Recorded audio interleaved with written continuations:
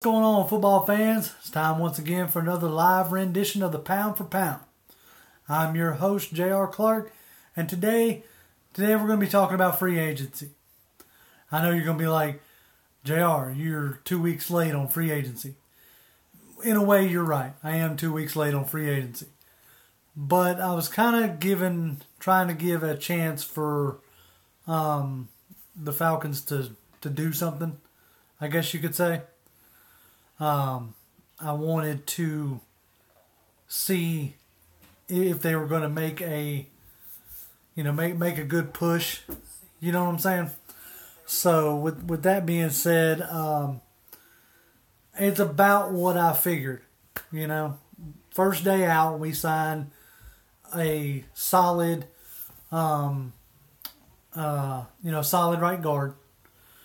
So that's encouraging because you saw what we did with Chris Chester in that spot, and Brandon Fusco should be an upgrade over Wes Schweitzer, but not a gigantic upgrade, but an upgrade nonetheless. Let's see. Hold on, I'm trying to get y'all. Bear with me just a second. I'm trying to get chat pulled up where I can read it. Oh, crap! Come on now. There we go. Okay. And so the big news today, I guess you could say, is we came to terms with Justin Bethel, who is a special teams ace, made the Pro Bowl, I think 3 times. With what's up, man? What's UJ? Okay, what's up? Anyway, yeah, our back end is looking pretty good right now. If you think we needed an upgrade as far as Brian Poole went, Justin Bethel could potentially be that for us. But he's definitely a special teams, ace. Made the Pro Bowl for the special teams, I think like 3 times. So that's good. Keith Armstrong should be happy about that.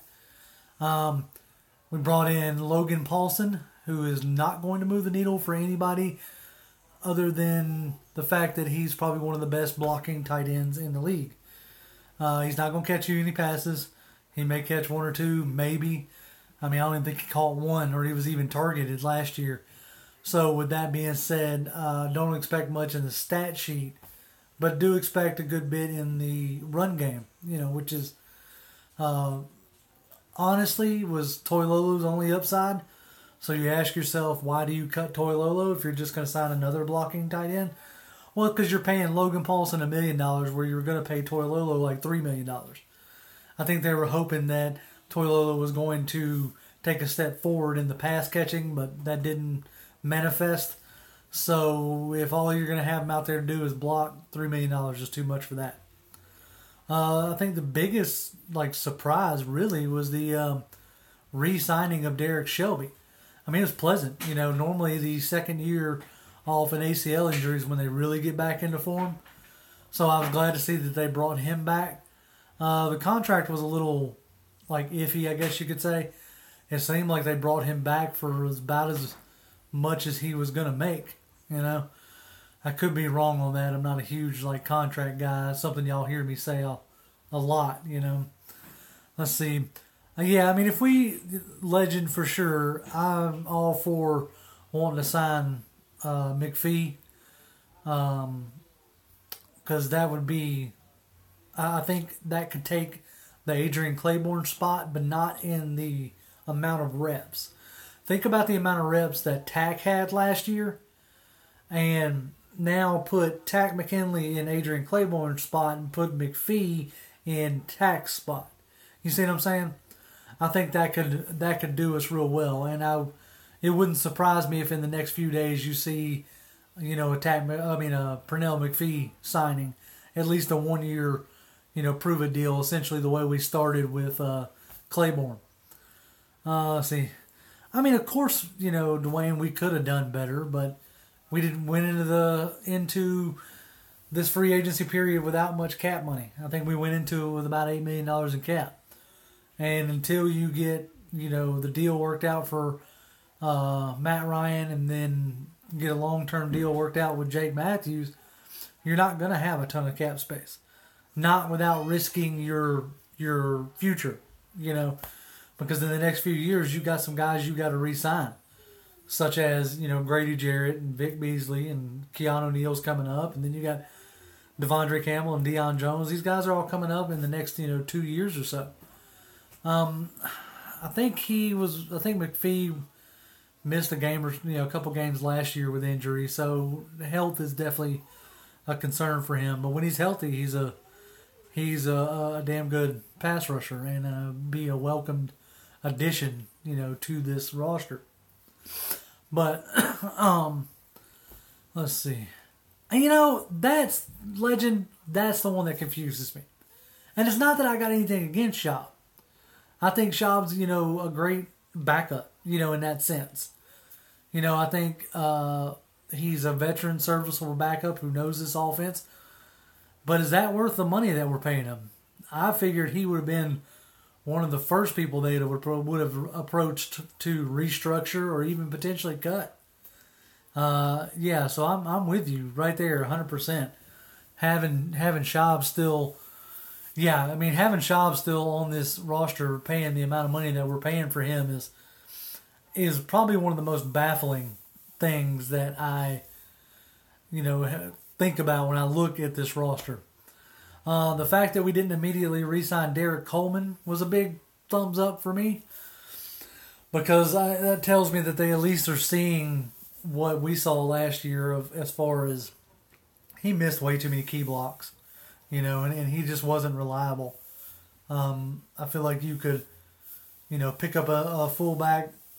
You think like Zach Line, I think is his name, is still out there. And then you could potentially pick one up in the late rounds of the draft.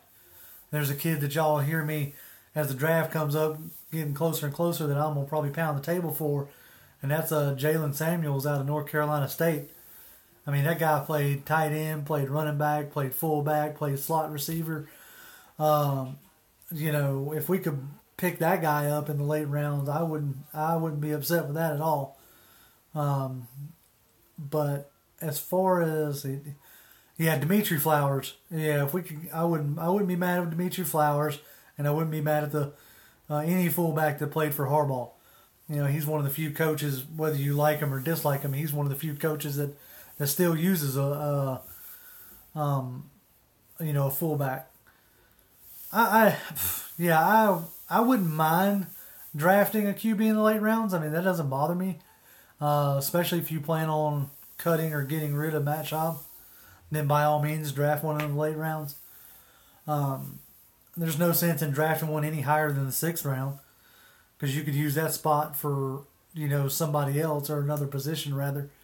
So anybody who thinks that we need to draft a quarterback higher than that is we're not on the same page. That much is for sure.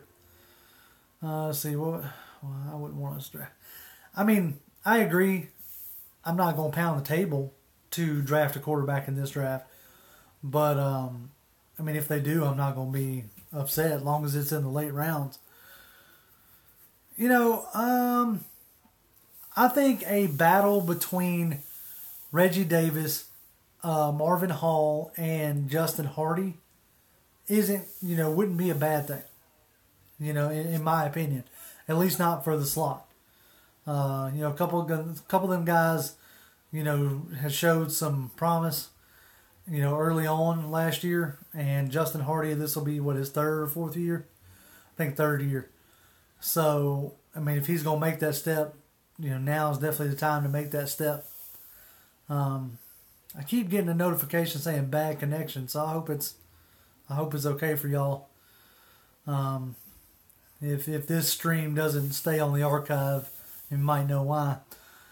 Anyway, so let's see. What do I think of the right end? What right end? Are you talking about defensive right end? You talking about Shelby?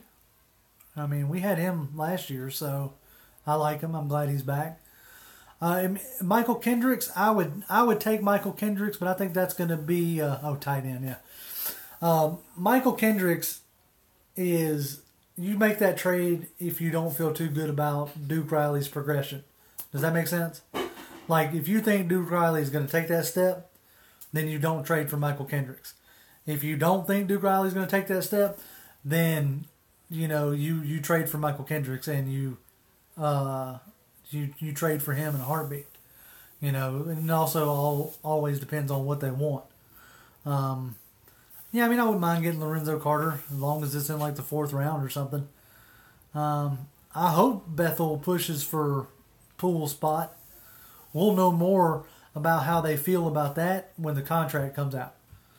When the contract details comes out on Bethel, we'll get a better idea of what they see Bethel being. If they see Bethel being just a, special teamer depth guy, or if they see him potentially pushing for the slot corner position. You know what I'm saying? So time will tell on that one. But I think competition's great all the way around. So I truly feel like, okay, I missed that. I must have missed that one. $2.5 million for a year. I mean, he could push. I wouldn't be mad at that. I don't think that means he pushes. That's about what you pay a good special teams guy. So, yeah. No, I agree with that. Our people get time to develop, and I've got no problem with that. Let's see, with Kendricks, we could use Kendricks as depth. I mean, yes, we could use Kendricks as depth because when I looked at it right now, I think the only linebackers we have on roster is quite literally Devondre Campbell, Deion Jones, and Duke Riley. So with that being said, we could use some depth at linebacker, and I would expect them to either re-sign Witherspoon or re-sign, what's his name, Leroy Reynolds. That's it. Before camp starts, if they don't latch on anywhere else. I'm apologizing about this connection tonight. I don't know what's going on. There's been rumors that Ish is potentially coming back. I think I saw, was it D. Orlando Ledbetter from the AJC mention that. It was either him or Vaughn McClure, one of the two.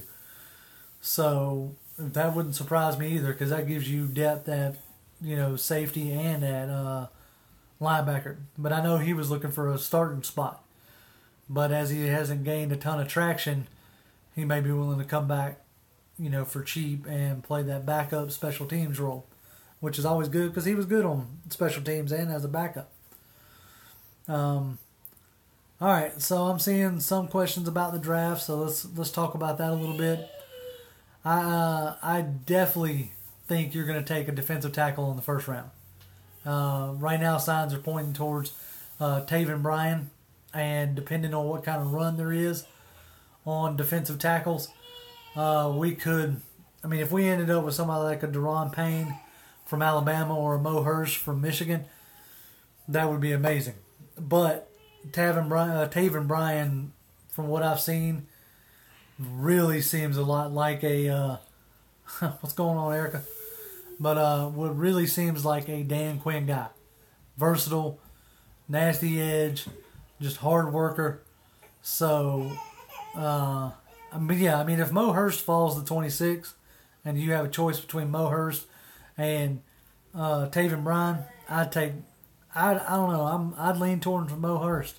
But I ain't going to be mad at either one of them.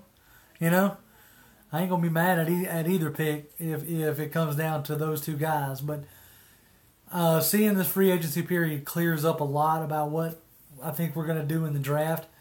And I can almost guarantee you right now on, late March that we're going defensive tackle 1st round. And we're probably going defensive tackle again in the 2nd or 3rd round. Because we just don't have the depth that we need, at defensive tackle. So that is definitely going to be an area that we're going to have to address. Yeah, if there's a guy that they want and they get a trade that they're happy with, yeah, they're going to trade up and get one. I mean, they traded up to get Tack, they traded up to get Keanu, they traded up to get Trufant, they traded up to get Julio. So if there's somebody they want, then, they're definitely going to trade up. Of course I think we can win the division, and that's not even trying to be bluster. The Bucks got a little bit better, but we know what that coaching staff does. The Saints are always frisky, unless, especially now that they're actually starting to get back out of cap hell. And I'm not sold on Norv Turner up in Carolina.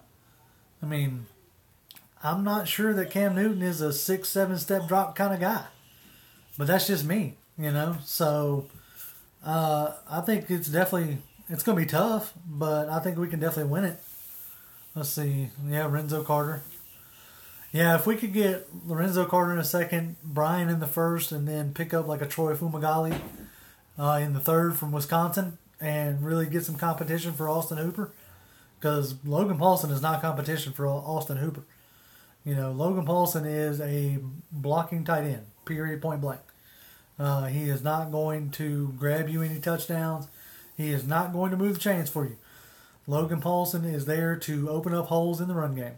I wouldn't even be surprised if they decided to use Logan Paulson kind of like a fullback. Let him do both. Let him block from the fullback and block in line. So, but let's see. Yeah. All right. Well, I guess I'm definitely going to open it up. I've been trying to, answer y'all's questions as they come across. But if y'all got anything, Javon Wims, yeah, he did talk to the Falcons. He would be an interesting guy to compete for that slot receiver, kind of guy. And somebody mentioned earlier in the chat, DJ Chark out of LSU. He's been turning some heads and getting some definite love, definite second, third round love. So I wouldn't mind either one of them to come in for a slot early on, and then maybe move up to a potential number 2 when Mohamed Sanu's contract expires or whatever. But anybody that can help, we definitely gonna need some receivers this time around. Whether obviously it's gonna have to be in the draft, but we haven't drafted a wide receiver since Justin Hardy, and we haven't drafted one in the upper third part of the draft since Julio Jones. So it's about time to invest a higher draft pick in an offensive weapon, whether it be tight end or whether it be wide receiver. I haven't seen enough of Saulbert to know whether I like him or not. I liked what I saw coming out of his tape in college, but he played in like a Division 2-3 school. So, yeah, he looked pretty good. But as far as, seeing what he can do on the field on the NFL level, it just hasn't translated yet. Matt Ryan's contract is taking, I think there's 2 factors. One is the fully guaranteed money for Kirk Cousins through a wrench in it. Because if Kirk Cousins can get $84 million fully guaranteed, and Matt Ryan is head and shoulders above Kirk Cousins, then that's an interesting wrinkle. And then also, I think they're also waiting to see what Aaron Rodgers gets, because I know Ryan's camp is going to feel like he's closer to Aaron Rodgers than he is to Kirk Cousins. So, I think they're still waiting on the market to kind of level itself out. But don't be surprised if he gets $80, $90, $100 million guaranteed. He's going to be a $30 million quarterback, easy. Sean Harlow, I like him, obviously, as far as what we know about him. And what we know about him is he's a former, college left tackle that is probably going to transition to guard, who played in a heavy run scheme. That's what we know about him right now. But I think that Wes Schweitzer and Sean Harlow are going to compete for Andy Levitre's spot when he hangs it up or the club decides that they don't want to pay him no more. To me, that's where I see that. I think that left guard spot is going to be left up to Schweitzer and Harlow to battle it out the next year or two. Because you signed Fusco to a 3-year deal, okay? So, and you gave him starter money, right? So I think, I'm okay with that guard. The only knock I see against Brandon Fusco is sometimes he doesn't hold up too well in pass protection, but he's a road grader, as far as in the run game, and he does okay in pass protection. I think it'll be fine. I think he did pretty good for San Francisco last year, so I think there's a good chance that he's going to play well for us. Obviously, San Francisco felt like they could upgrade, so they did. But I'm happy to take a guy who's at least familiar with the system and familiar with what we're trying to do here. But I think the biggest difference in this offseason is going to be the coaches that they have brought in to help Sark. The Greg Knapp and as the QB coach and the new running backs coach. Those guys have got some good experience, good NFL experience. And, Greg Knapp has been an offensive coordinator. So he's at least got that. I didn't know he had a injury history. Do you know what kind of injury it was? Was it like back injury? Because I didn't read anything about an injury history when I was reading up on Fusco. If it's a back injury, then I'm going to be a lot more concerned than I was. But as far as everything that I've read and everything that I've heard, like on the radio and stuff, nobody's really brought up a injury history about Fusco. So hopefully it was minor. So we'll go with that. But let's see. Well, guys, I think I'm going to wrap it up. We've been running about 20-some odd minutes. Like I said, sorry there's a big gap in between. I was trying to give the Falcons a chance to actually do something, worth talking about. Knee issues. Okay. I mean, as long as it's not an ACL, MCL, anything like that, I think should be okay, especially in this day and age. But anyway, as always, you can find us on Facebook at Pound for Pound. I think it's Pound for Pound ATL, I believe. You can find us on Twitter at Pound for Pound, which is at LB4LB. Appreciate all y'all for all the subscribes, all the likes, all the shares, all the comments. To the lady who that I run into from time to time at the Kroger. What's up? Appreciate all of it. Y'all make me want to continue doing this and continue to have fun with this.